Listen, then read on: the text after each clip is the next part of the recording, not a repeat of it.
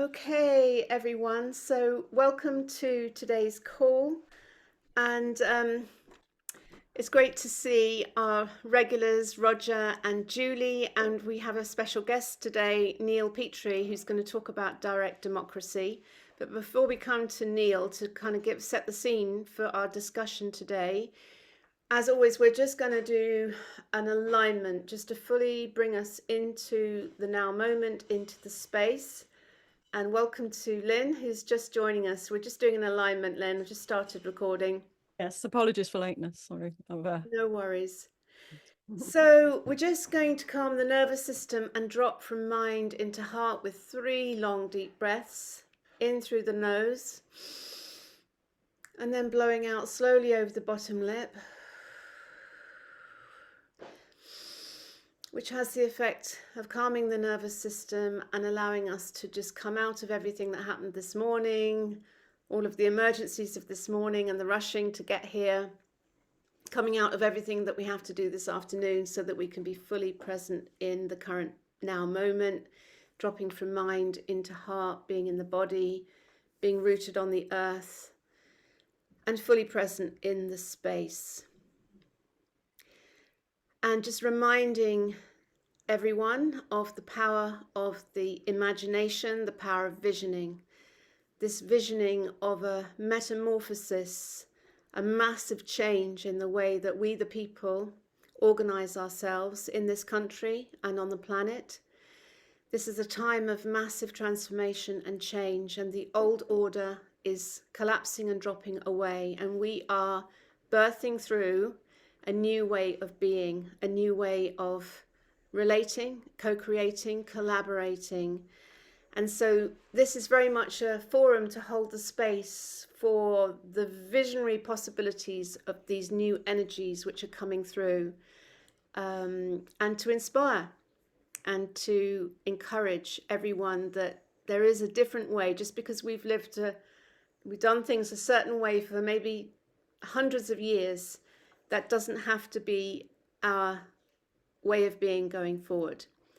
And welcome to Hugh, who's just joined as well. So I'm going to hand over now to Neil Petrie, who's going to talk to us about direct democracy and how that is already in practice, I think, in Switzerland, and is a very profound reimagining of the way that we could organize ourselves beyond politics and to bring the power back to the people. So I'm going to hand over to you, Neil, and then you've got full stage to explain the concept, and then we can open it into a discussion.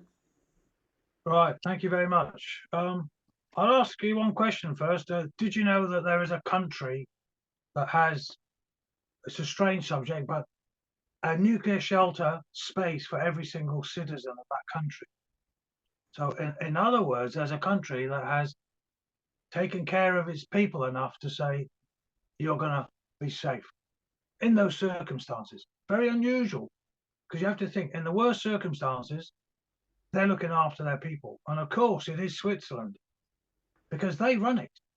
And are they safe and effective, those nuclear bunkers, though, Neil? Yeah, that's right. Behave, Rachel. Maybe they got them from some pharmacy company, some builder for those, I don't know. Yeah.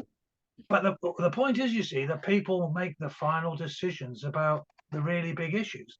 So no other country has done anything like this. So it's indicative of the power, really, of the direct democracy, which direct democracy means that the people are sovereign, truly. Unlike we hear talk about this, and you'll hear in the UK, consent of the governed. Yes, we've got the consent of the. In other words, you are being governed. Okay, they forget to mention that bit, and they talk about consent, but where was the consent? When you look at what's happened in recent years, the wars we've been taken into, etc., the lockdowns, etc. The issue is that direct democracy is about consent, and direct democracy is about the people having power. And if you look historically, that's never really happened. That is the truth of it. There's always been some elite, be it some old tribal warrior leader or somebody else in parliament now, that we've been stuck under. However, there were times, long ago when there was some direct democracy with the ancient Greeks trialing it, and the Romans learned off them and they tried it too with the Roman Republic. And the Roman Republic turned and morphed into, the Roman Empire. And it's like almost you can see people trying to transition us now in a similar way, that these semi-free representative democracies are being morphed now into something else, the New World Order type of people are trying to do this to us obviously right now. And there's a lot of issues that arise out of the way we have been governed. But when you look at the Swiss, it was back in 1848, believe it or not, that they decided to go down this path. And it was the year of revolutions across Europe. There was a lot of turbulence. So we had revolts all over. Germany was in revolt. Whole sections, whole parts of Europe were afire, as it were, with revolution. But the Swiss had had a civil war in 1847, the year before. And they decided to take a different path. And they looked at holding the nation accountable through the people and also through the cantons. Each canton was separate, really. Switzerland is a confederation. It's not a nation as such, it's a confederation of cantons. Now, what they decided was that if they wanted to make any changes to their constitution, you'd have to have basically a vote of all of the people to support it. In other words, the first time you really had referendums open to everybody, and these were mandatory. So if you wanted to change the Swiss constitution, you had to get the support of everybody. And so this was the first real use of referendums as a normal part of government process. So, and it was mandatory. So it's not something a politician could call if he thought he'd win it, or if he thought it was a subject he thought the people would go for and would support him. So those were normal referendums, as it were, but the Swiss, they had the mandatory one.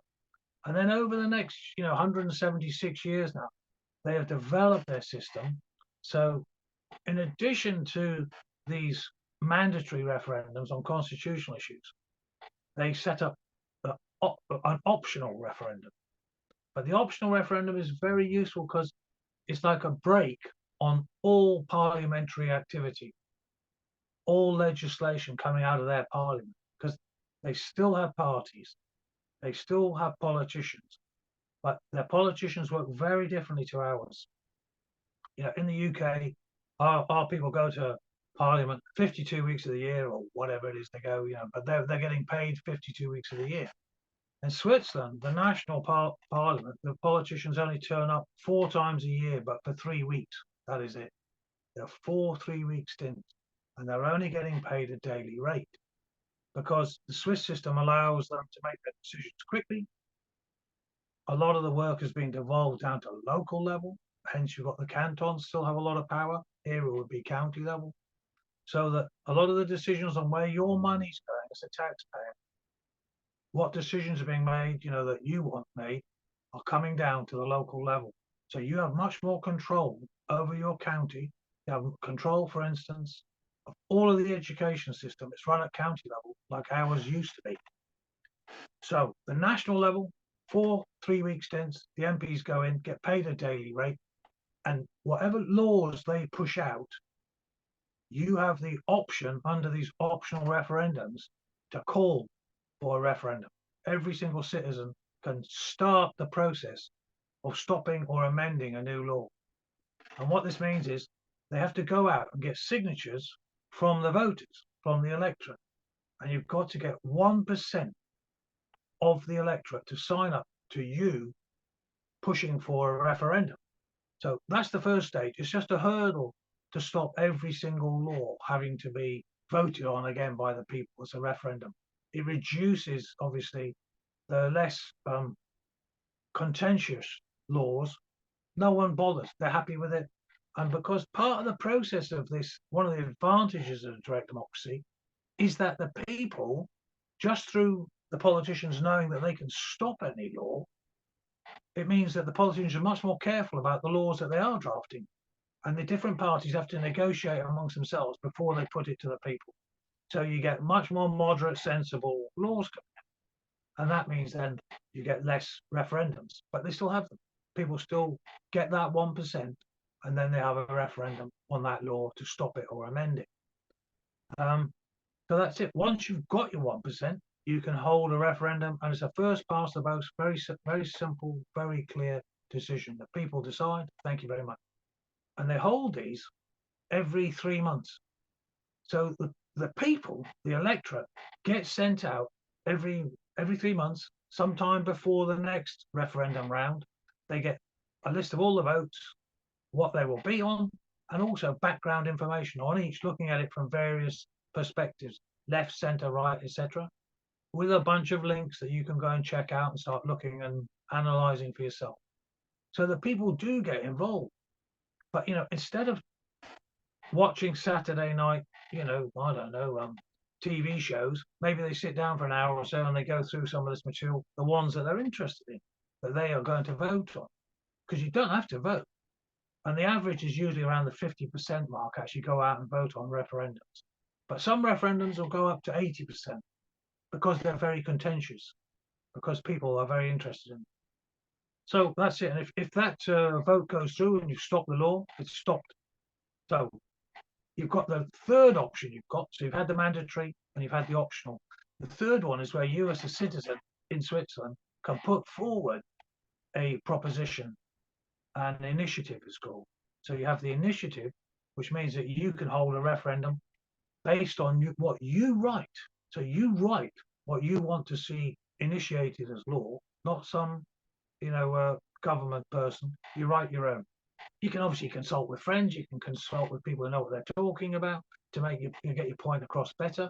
And then that will go out as an initiative, and you then get it put onto the roster of initiatives and start trying to get your signatures. But on this occasion, because it's coming from you as an individual, you need 2% of the electorate. So you've doubled the number. Here, 2% would be about 1 million people. 2% of our voters is around the million mark. So for stopping a law, if it was 1% equivalent, it'd be 500,000. You need to get signatures. And then if you want to do the initiative, it's the million mark. So these are the kind of start figures we're looking at. But it does mean, again, if you get the 2% for your initiative, there will be a referendum. And that referendum will be first past the post again. So it's all very simple and very clear. And we've got to think they've been trialing this system for 176 years. So it's quite straightforward. The most complex thing in Switzerland actually is their proportional representation system, which is highly complex. However, when it comes down to the direct democracy, it's very simple and straightforward. It's one of the advantages that I like about it.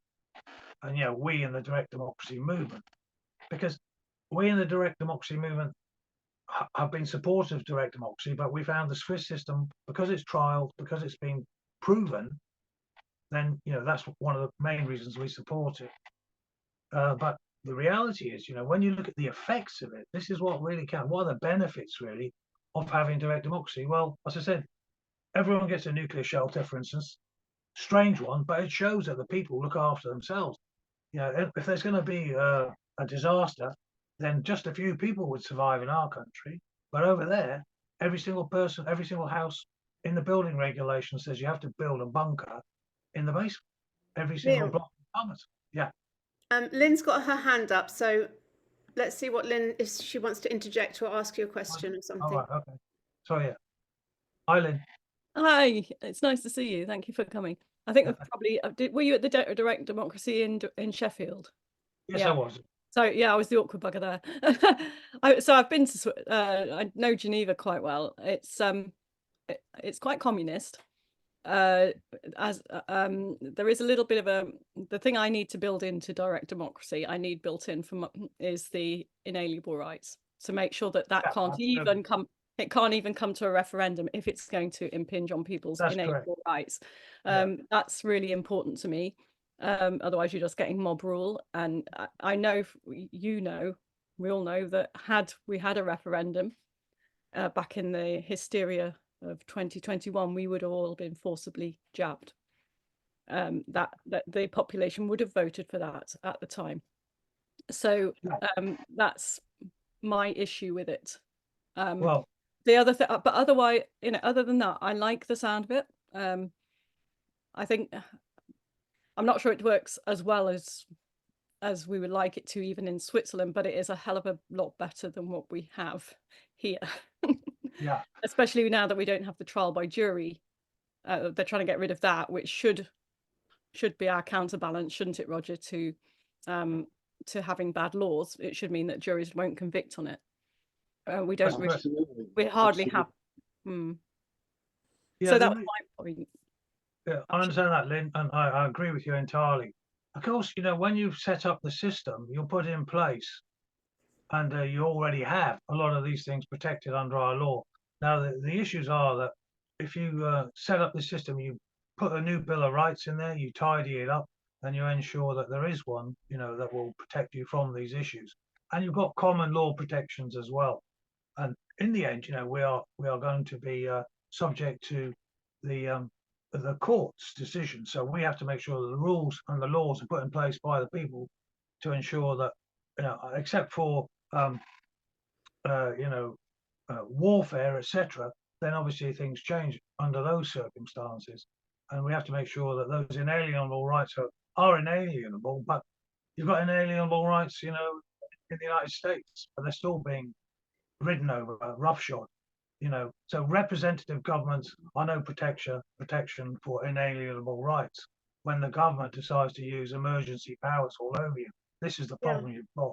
And then you've got to stand on your own 2 feet and fight it, which is, of course, what really happened, which is why I was marching in London, for the 100,000 NHS people who are going to be thrown out. But, we have to take action. Yeah. So bits of paper need action too. Sorry, yes, Rachel. So Neil, my question, and this is based on something that Max Egan said, it's like, presumably in Switzerland, this has been adopted into their constitution, whereas, because obviously we have an unwritten constitution, that what Max Egan was saying is like, we don't need to wait for the constitution to be changed to have direct democracy, that actually if enough people gathered together and said, right, we want to enforce change, that we could do it immediately. That was his, that power of the people. You don't need to wait to be given permission for this. Right. Now, if you're going to work within obviously what the parameters of what we've got now, then you'll need to get enough people in Parliament, okay, who support direct democracy to vote it through. It is that simple, and it is one vote. This is one of the reasons my book is called One Vote Away. Is because what you can do, as Lord Sumption said, 2010 Parliamentary Act, you only need one vote in Parliament to change the Constitution. That's how it's been changed. It's an easily evolved Constitution at the moment. So yes, you're correct. It would be quite straightforward. Now, if you think about it, we've already got Andrew Bridgen supporting direct democracy. And now on his own website, he's even put a page there and he just calls it The Solution. And then you go to that, look at that tab, and there it is. It's all about direct democracy. So Andrew understands it as well. And, we've got this representative system, but it's a huge con, as I say, consent of the governed. Where's the actual people in this? They say they can steal our consent just because we vote for them on one day, and then they sit there for the next 5 years ruling over us and governing us. What we want to do is we want to elect administrators fulfilling our will. That's it. And so that's how they should be looking at it. They're in there to serve us, the people. They put the law out for our final check. Basically, we're like the quality control people. They send out the law, and we have the option to have a referendum on it if we wish. And then they know their place, which is to go in there and do our bidding, basically. And don't forget, as I was saying, this is not just at national level, it's also at local level. So all of your local councillors are in the same position. They are definitely there serving the people. So you've got this option on every single item that they push out. They can't just introduce ULEZ like that. They can't just do their 15-minute sittings like that. This isn't happening in Switzerland unless the people, accept the arguments for it. And this is the point that, you don't even get the option to see the arguments.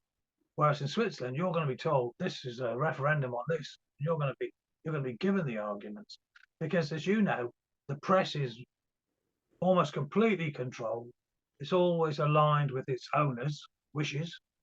The editors have no real independence. So the system is a complete sham. But with direct democracy, you start to make it more honest. There's no perfect system, but it's better than the alternatives, as Lynn was saying. But I think this is the point that Linda's making, that is that the power of the media is so mind-washing, brainwashing, that if the overlords who control, the big corporations that control the media, push out a message strong enough, they can direct the people, the majority of the people. And this is the challenge, is the majority of the people are sleepwalking and doing what they're told, and they are compliant, obediently compliant. This is a slight challenge, isn't it? It absolutely is a challenge. That's why you've got to inform people about what the advantages are, that they will take control. And don't forget, you've got the indoctrinated are largely the university folk, not only now, because the schooling is starting to obviously work its way through as well. So my thinking is, and our thinking is, that we want to get this done sooner rather than later, whilst we've still got enough people who are not caught up in the mind washing and the brainwashing that the younger ones have been through. But I would say one thing on that score. A lot of the young people are rebellious still. They don't like this mind washing. There's a lot of them. And, when I'm planning on getting into universities as soon as possible and get our people in and get other people to go and speak to students' unions and all the rest of it, to get the message out and say, look, you've been told this about communism and capitalism and all the rest of it, but there's a better way than all of these, where you will actually run the show, and you're not under a party. The hard left with their vanguard parties, the right with the paid off party members and the Tories. So there's this better way, which is where we'll actually run it. But we need to obviously understand that the press still has a power. It's always going to have a power until it's brought under more control. But the people can then start controlling them. Because if they start misrepresenting everything, the people can create laws that will start to control the misrepresentation or the bias that there is, and ensure that people are getting more information as well across the spread across. It's like there's a website I use called Real Clear Politics, and it's an American website, and it's got a lot of American news left and right next to each other. It's a mixture. So, these are the types of things we could look at for one thing. The banking system, for instance, if you go to Germany, they have an entirely different banking system, which is much better again than ours in many ways, because it's all localized and they support smaller businesses because they've got about 1,500 banks. So instead of having these banks that are too big to fail, we can look at the banking system, because of course, who owns all of these newspapers? It's huge corporations, as you said. And a lot of that is tied into the banking system and the people who own these shares, etc. Yeah. Julie, Roger, Hugh, do you want to ask some questions or give some input?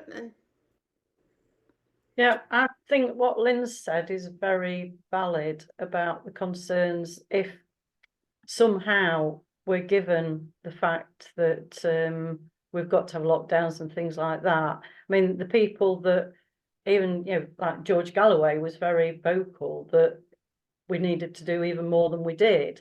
Whether he'd have said that if he was in a different position and hadn't been fed the information he had, and I know he was triple jabbed as well.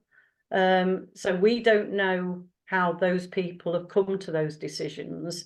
And as Lynn says, it's this, we still need those unalienable rights for our own health and things like that.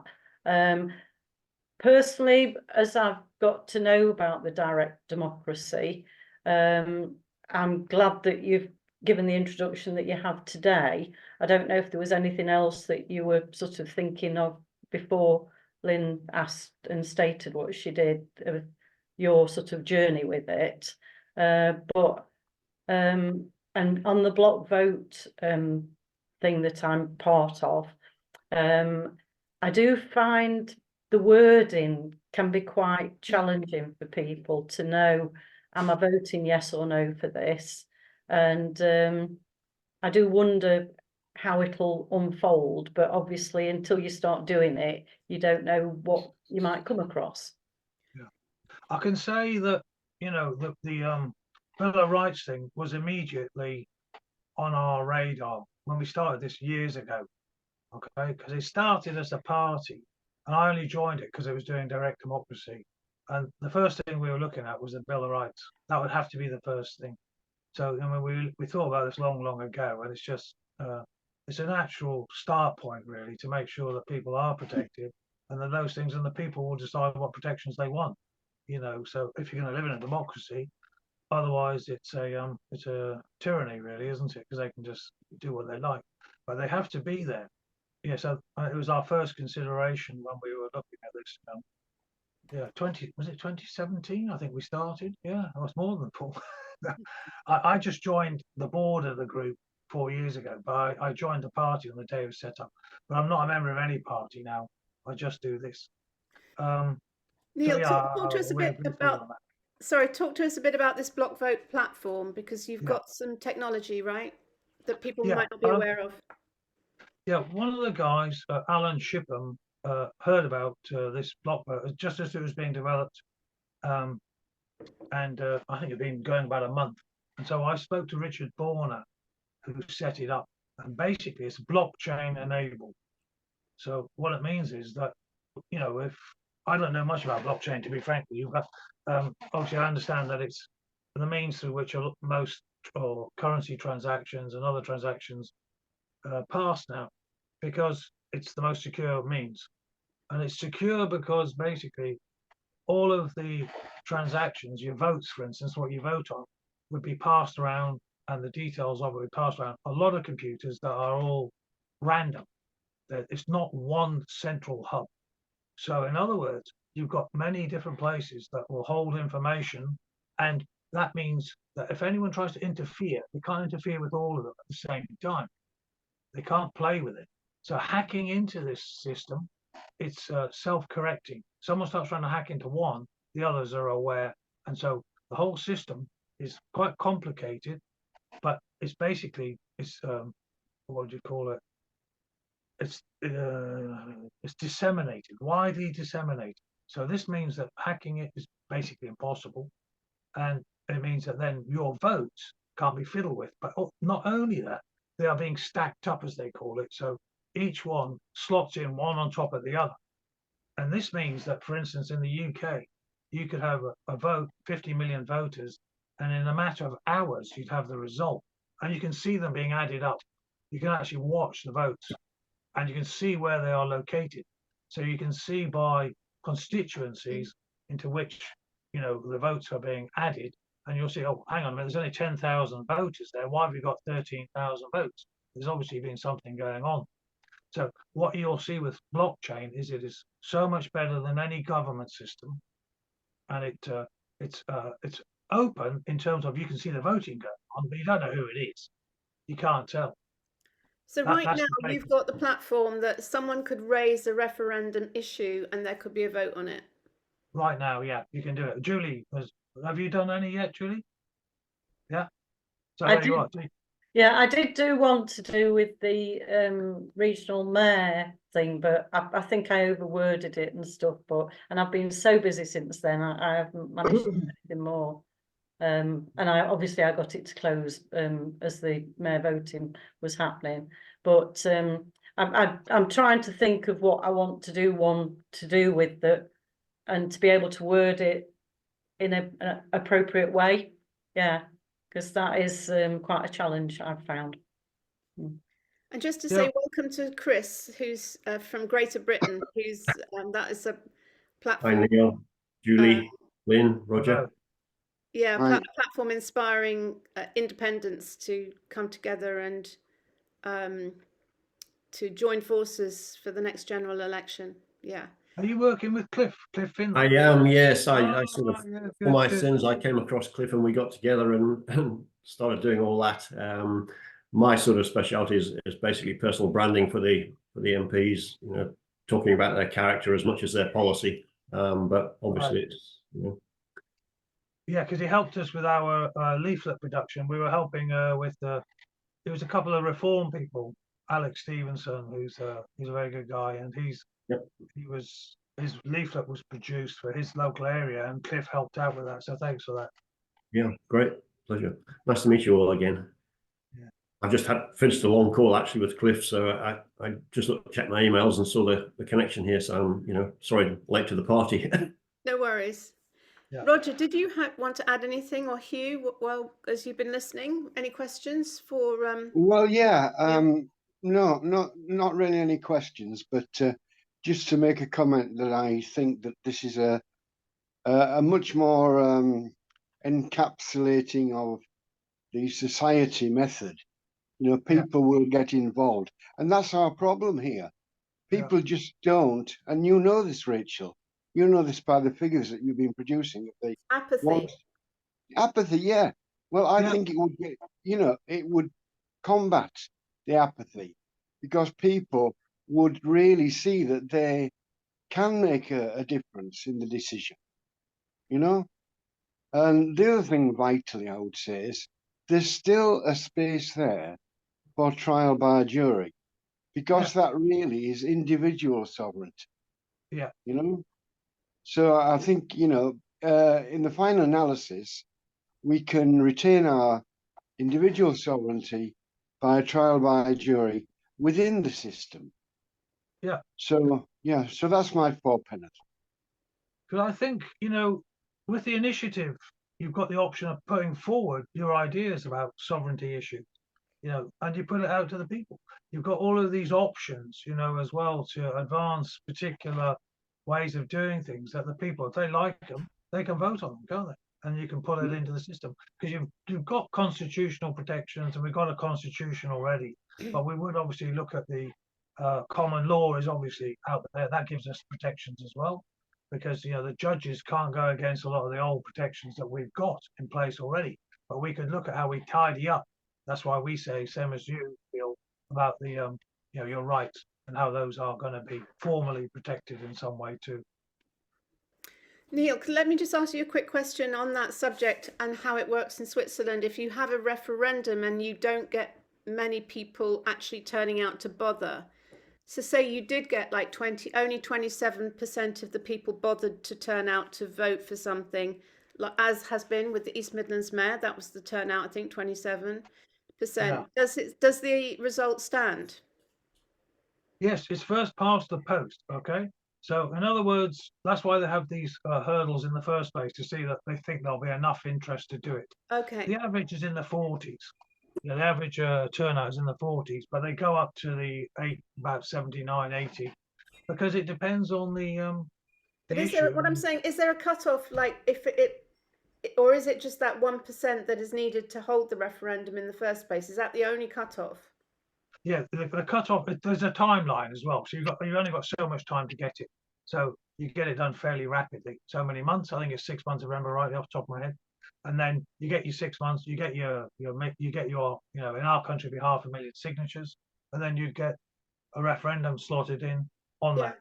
I mean, there is a sort of faux version of this, isn't there, with the petition system, which always seems to me to be a complete sham. Because whenever I've signed up for anything and then it gets to the 100,000, you just get some lame statement coming out of the House of Commons. Yeah. Exactly. This is all distraction, isn't it? This is all a way of saying, oh, we're giving you the right to say this, citizens' assembly this or something else that. But no, you see, with direct democracy, we actually do have the final say. Yeah, we really do. This is the difference, is that you've got all of these ways they're trying to scam us now, as it were. This consent of the governed. You vote them in, they stay there, and then they're giving us all of these, as you say, faux democracy. The petition, what's it going to do? I mean, the only use of it is to draw attention to direct democracy, but that's it. That's what we're, that's what we would say. Because people the main thing is to educate people about this, that it exists and that it's working and has been for nearly 2 centuries. I mean, most people don't even know how Switzerland is governed, but that's just the point. It is governed that way, and it's real. So I guess another alternative to direct democracy is the people en masse assembling, like the marches for COVID, where 1 million people suddenly turn up in London on an issue, and that kind of is a form of direct democracy, isn't it? That is, you see, but again, do they change the laws? Did that stop the war when 2 million people marched through London, with the Iraq war? Yeah, it didn't change it, did it? So whereas if you've got a million signatures on your initiative to stop the war, then they're going to have a referendum. And so then, you've got that argument. And, you might not win all the referendums you want to win. That's the reality. But it moderates all laws coming out because they all know they've got to get it through this referendum process. Yeah. And, the benefits are you've got a great education system. They've got an economy that, is very good. And for instance, if you're more social leaning, the power system in Switzerland is public. It's not owned by private companies. The electricity production, all of that is a state-run affair. Yeah. Because the people have decided they don't want to see massive inflation on their costs. Yeah. Hugh, did you want to say something? Yeah, I was just wondering how you're going to get to implement direct democracy. I mean, are you going to have to get basically a whole new bunch of MPs or a new party or a party to sign up to get it through? Because, you just take as a situation, yes, you've got mass apathy, the turnout is historic low at the moment, no one's interested. And I hear on a number of different podcasts and chats and groups and everything, a lot of people say, well, I'm just not going to be partaking in the system. But that won't change the system, I don't think. And so there has to be a way, and I think the independence is probably the best way, getting people to stand for their local, people, and that would perhaps promote that as one of their policies or whatever, to stand on. Yeah. Lynn, do you want to add something before Neil replies? Yeah, there is this, I'm not even sure it's apathy. I think it's probably learned helplessness or trained helplessness of the electorate, that they really don't think anything they do makes any difference. But I also don't think we actually need, I think I sort of agree that we don't need a whole bunch of MPs. The system is very skewed against us getting a good clean sweep of MPs that are going to vote for this to come in. We can actually, if we get this working first, do you see what I mean? If you can get this working first and get a massive amount of people saying, we want this new system in, perhaps this is the first referendum that we take national. Yes. Do we want direct democracy in this country? That would be a brilliant one. And you see, and then if everybody said, well, yes, we'd love direct democracy in this country, what's the House of Commons going to do? Are they going to say, well, you can't have it? And then at which point we know democracy is not a real thing in the House of Commons, and then maybe we get the independents in who would, and we get real debate going. I actually think this is probably something we could really this is a brilliant idea, Lynn. Fight the next camp. Well, start going now with it. Actually, just get people saying we want a whole new system here. I mean, that is I can't think of anybody who would vote against it. Well, apart from a few Tories. And that is the crucial question. That is the crucial question, isn't it? I think all the big parties would. So if you've already got the vote, if you've already got the vote, that this is something really worth voting on. We can actually say we want a new system. You can keep your House of Commons if you want, tinker away all you like, but we want the final say on everything. Let's get rid of the House of Lords and make the people the final arbiters of all laws. Yeah. I mean, they'll say, oh, the people aren't educated enough. No, because you've made them thick as sorry, we made them really. We have to, but that's something else that we need to, people will hopefully vote for better education, perhaps more freedom in education, get rid of that bloody national curriculum and all that sort of thing. But I think the first step is just for the people to say, had enough. We've got a system here. Look, it's working. We've all just voted for this. We've all just voted that we want direct democracy. And well, I'm happy to tell you that's exactly what we're doing. Excellent. Well, let's get it promoted. We're putting one in, so we just signed it off for the last couple of days. So it'll go in, and it's basically just saying, if a petition gets 1 million signatures, then that has, that has to be accepted as law, or to be put to a referendum. We've copied exactly the Swiss system and just said any initiative put forward that gets 1 million signatures has to go to referendum. So as you say, and it's just a copy of the Swiss system. It says direct democracy in it, but we will have. That's what we're asking the government for, is to accept that petition. But you all need to get on and sign up to that petition as well. So When once is it's the ready, deadline? we'll let you know. When's the deadline? So let's just talk in terms of pure action and focus now. So Yeah. when are you putting this live, and when is the deadline that you've set to get enough signatures? It's going into government in the next 2 or 3 days, and so it takes about a week normally to get processed through the government, and then everybody can start voting on this on our government petition website to say. Oh, you've got a government petition, right? I was Oh, thinking more yes, yes. use your block vote system, use your Yeah, we could. and actually try and get the whole bloody population to Yeah. say we want a new system of, we want Yeah. actually to have the final say on every law that comes out. We want to be able to call a referendum on anything we want to call it on, providing it doesn't The thing is, block vote infringe on inalienable rights. block vote is not ready yet for 50 million signatures or 1 million signatures or whatever. But this government one is there, and it's a petition system that we put it through, and everyone can vote on it right now. So if you get 1 million signatures on there, that sends the message. We So want these people. Is it live then? You No, said I'm saying it's got to go through. It's going through the process now. So it'll be Okay, in the well, we can- government. Yeah, well, we can definitely try that way, and we can definitely Yeah. get Because that. this is it. As you say, you just take it. You just if they accept that, which they won't. They of won't. course, They won't accept it. that's the Why- point.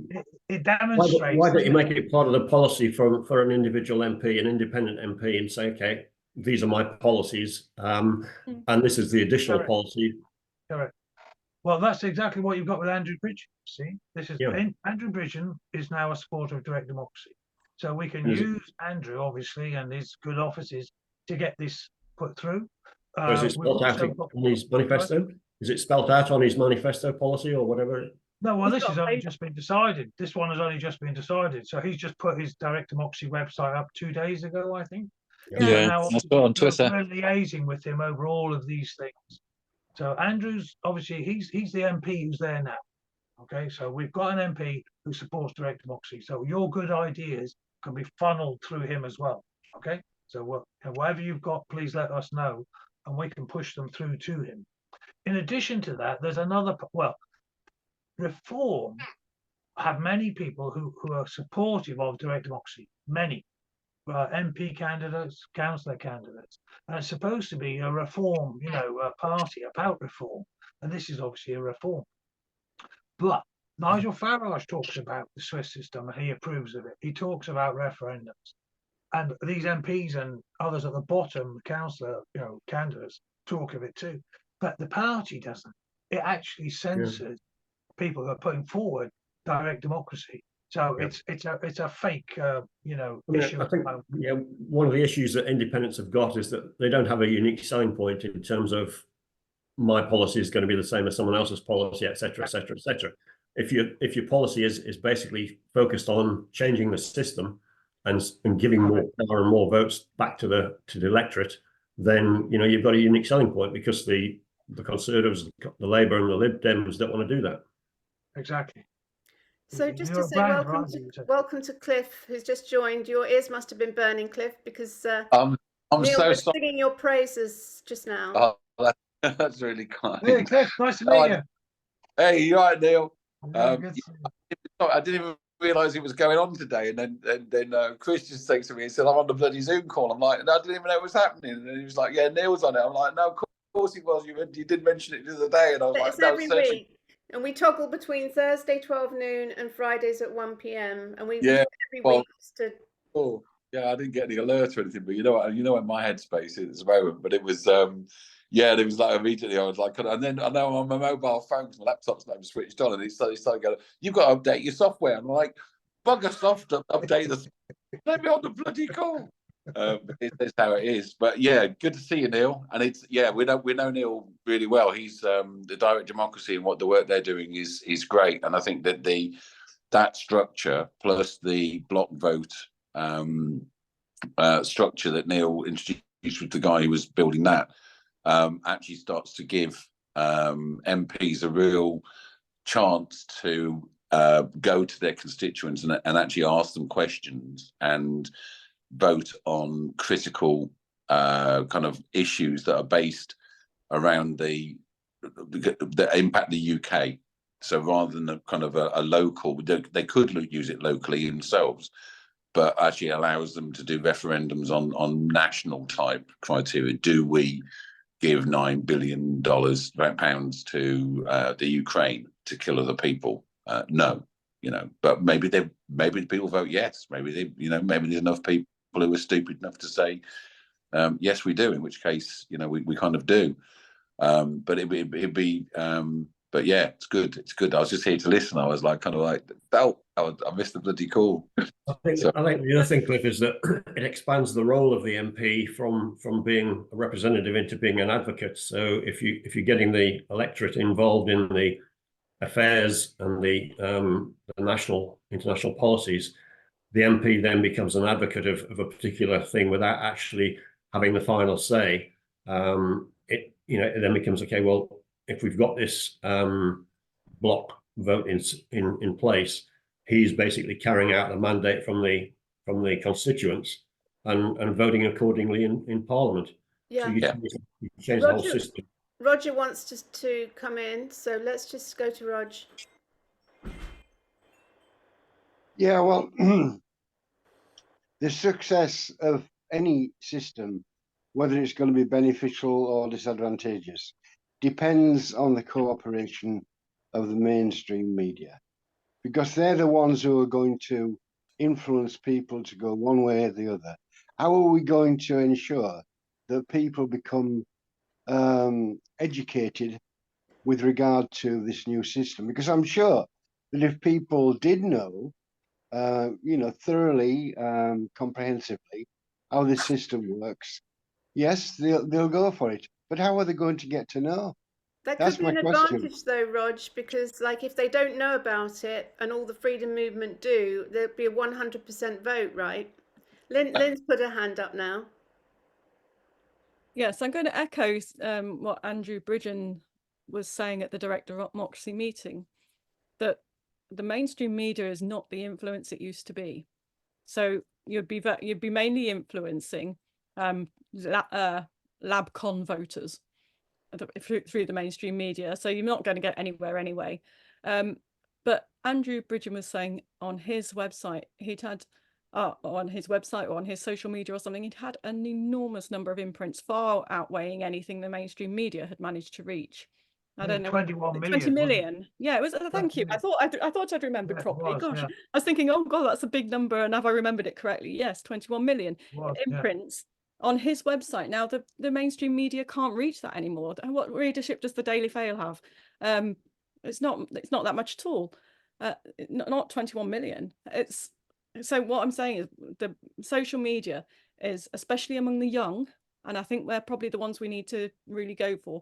Insta is the one that they are all using, and they're hugely influential. They all know, a lot of them know about Barbara O'Neill and these brilliant health people because they've gone through social media. And if they can't get her, they follow her daughter, where she's now putting her stuff out because she's been banned on there.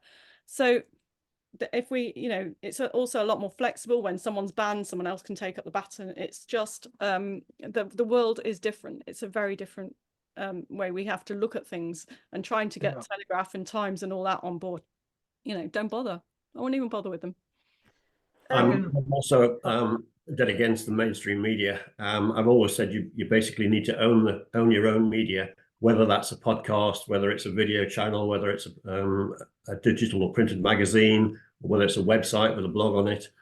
And you basically attract your audience through that instead of relying on mainstream media. And it basically becomes instead of being a marketing liability, it becomes a marketing asset. You've actually got something that is valuable if you own the media. And that really is how you reach the community. You have to have something interesting to say. Julie's just reminded us that it's nearly 5 to 1 and she needs to go. So any last words from you, Julie, before you depart? No, I think it's a really positive way forwards, and we need to just keep getting out there and talking to people. And Exactly. there's more people in each local community than we have MPs. And once they realise that there's this potential, we can start teaching it to our children. And having been a primary teacher, I know we can be teaching this to very young children, and then they can get much better lives. So thank you very much. I'm going to go, and I know that I'll be able to watch the recording anyway. And thank you so much, all of you, for being here today. Okay, bye. Thanks, Julie. Bye, Lots Julie. of love. Bye. Julie. So yeah, I'm just Lynn. wondering if it's actually worth us just really hammering this and just becoming a single issue movement just for a bit until we get Yeah. something like this through, because you could actually change Neil, everything. do you want to talk about some like really positive focused action then that we can all take and get behind? Yeah, thank you. Right, the independence is the way we're going largely, so that is covered. You know, and there's a party being set up called the Independents for Direct Democracy. Okay, so they're just like an umbrella for MP level. But for instance, in Wakefield, the Wakefield's independents, they're going to be tracking what the councillors are doing and what they're going to be voting on and putting it onto block vote to get local votes. So you can get people at local level seeing what the council elections are going to be, and then pushing to see what your councillors are actually voting on for people who are standing against that councillor. And you can then say, well, the people want this actually. You're voting like that all the time, but the people on block vote are saying this. So block vote can be used for that. But for instance, just get out and talk to people. You know, on our website, ddrightnow.com, you can download a single page, you know, synopsis of what we're proposing. And we use that to talk to people. I was out yesterday with 12 people in a little local group. I gave them half an hour talk, and they're all interested. They can see it that they were not young people, and they could see that this was a better future for their children and grandchildren. A lot of people are worried about what the future holds, but at least with this, they'll feel in some control. You know, and you all know, as people are interested in people's mindset, that when you feel you're in control, you're a lot healthier for it, aren't you? That's the reality. It's so the if E we've got in love, the empowerment. Yeah, Lynn. Yeah, it does. Lynn. Absolutely. It's about empowerment, isn't it? This is actually us having the power to control the laws we're going to live We're all under. for empowerment in the Love Club. We are all about empowerment. Excellent. I'm glad to hear it. And you're right. It's one of the things, when you feel disempowered, your vibration is at a low point. Disempowerment is a very low vibration, and people do become ill through feeling disempowered. It's just one of those horrible vibrations like apathy and helplessness. And you might as well. I was getting thanked by people at the end of that talk. Yeah. My cautionary note, not to be a bit of a damp squib, is you said you're starting a party, and my energy just went because no, I'm not starting. We have been through the process. Someone else is doing it because we've been through the process. We've been through the process. It's for people. It's independents who want to get together. If they get to parliament, I get it, but we've been through the Electoral Commission process, and I think you might have to sell your soul a bit to get it through. I mean, we've eventually decided, actually, we came out thinking, actually, we don't want to be part of that at all. That's even they admitted they were not fit for purpose. Even they admitted they're not fit for purpose. And no, this is a party. They're changing their name. They're just changing their name. It's a name change. Oh, it's a party already. Okay. Oh, can you tell me which one? Do you know which one? Yeah, it was a 5-star Direct Democracy. It used to be the Veterans one that I joined. They then changed to 5-star. It's a terrible name.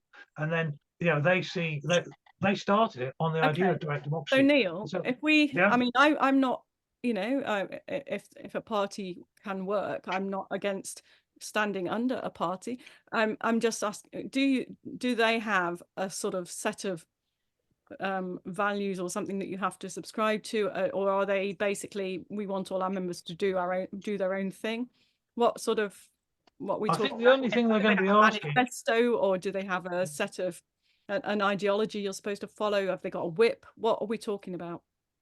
Well, as far as I understand, they're not going to have that. What they're going to have is just, you're going to stand for direct democracy, and then you'll put at the local level what you want to institute. For instance, I would go around and find out what they want in my town, and then I'd go and stand for those things in a priority order, but they'd all be dealt with under the banner of direct democracy. That, this, what we're looking at are these issues, but they should all be decided upon using the tools of direct democracy. So that's all I would do. But I'm not in the party, but that's what I'm recommending anyway. You know, it'll be down to them. We'll see. But bottom line is there might be a choice soon, which will be ideal for independents. And there are people who stand as independents at council level, then stand for a party, for instance. So you can stand at council level and get, you know, some traction as an independent pushing direct democracy, and then go from there for, you know, MP. Will you be standing, Neil? Can I ask? No, I'm May I just ask sticking why with not? direct democracy. I'm Yeah, just doing this. but you won't be an independent MP, MP, councillor or anything. Because No, I'll be frank with you, I move all the time. I'm always moving. So I don't stay in one place. So I can't really stand for one thing. Okay, I'm just conscious of time, so let's just have some Okay. closing comments so we can wrap up. Thank you. Chris. I was just going to basically say that I'm a great believer in difference as opposed to trying to prove that you're better than. And I think with the party system, the Conservatives are trying to prove they're better than Labour, are trying to prove they're better than the Lib Dems. And you have to have this point of differentiation. If for no other reason that it makes you stand out, people take notice of things that are different in the world. So you really have to sort of get that point of differentiation. And as soon as you start becoming a party, you have to prove that point of differentiation. And I think that's where the struggle becomes for a party. Whereas an independent MP is intrinsically different because they've got their personal values, they've got, the characteristics and beliefs. So, that's just the point I wanted to make about, being different as opposed to being better than. It Yeah, feels I to think we me missed that the trick with I know why we didn't stand for mayor, and I know why we didn't stand for police commissioner, because we disapprove of it so much. But when I saw on the police commissioner ballot Labour, Lib Dem, Conservative, I was just like, why? I should have done. I was just, even though it's £5,000 and I didn't agree with that, and there was a lot of reasons why I thought this is not a system we should be supporting, and I ended up writing I do not consent on the ballot paper because I couldn't vote for any of them. But the mayor one, we had Reform, and there was an independent on there, but they came nowhere. But yeah, I do think we're just going to have to, do the fundraising and get into some of these more shitty bits of life. to be fair, they did really well. The independent, Matt Ralph, wasn't it, and Alan, they did really well. He got 49,000, and I mean, combined, the opposition candidates got more than the Labour who won. Which is good, yeah. Wow. They did actually do really well. They did. Wow. Yeah. I mean, I was pushing it on the Nextdoor Digest. I actually went into that horrible little thing and promoted Alan and the whole, and told people about the horrible imposition of this new tier of government, and Yeah. that and it wasn't taken down. It's still there. It's that I think the world has shifted a big. The conversations are very different. People are much more open. I mean, I've been telling people about nicotine for a few things now for a few weeks, because I've been taking it to get rid of this 100-day cough that I let myself get down with. And it's the one thing that will stop me coughing is eating nicotine. And it's just gum. I've grown my own tobacco plants now, but apparently it protects against electromagnetic radiation and all sorts. And people are listening. They're not going, oh, it's addictive. Oh, no. And, well, they do that first. And then they go, oh, I didn't realize that. Oh, you're right. They say about tobacco products, not nicotine. And the conversation is different. It's not an automatic, oh, you're an anti-vaxxer, conspiracy theorist, blah, blah, blah. It's a little more there. And I think we, as long as we're open to that and start bringing people in and not just write them off because they had the vax, or write them off because in the past they've said this, that, and the other. Everything is up leveling. It's that hopefully the whole population, So, and we can utilize it, because at the moment, all we're governed by a very small number of lib con hardliners. Basically, they're the only people. It's a tiny minority of the population that are actually deciding our fate. And the rest of the people, if I think they might, the cogs are going, and they might be starting to realize that that's what's happening, and that they can do something, and that there's a different way. So if we can jump on that and ride that wave. Cool. So Neil, do you want to? What's the best place to get more information and to join your movement and find out more? Well, the website's DD right now, and the I'm also on Twitter with that as well. So you'll find it at DD right now.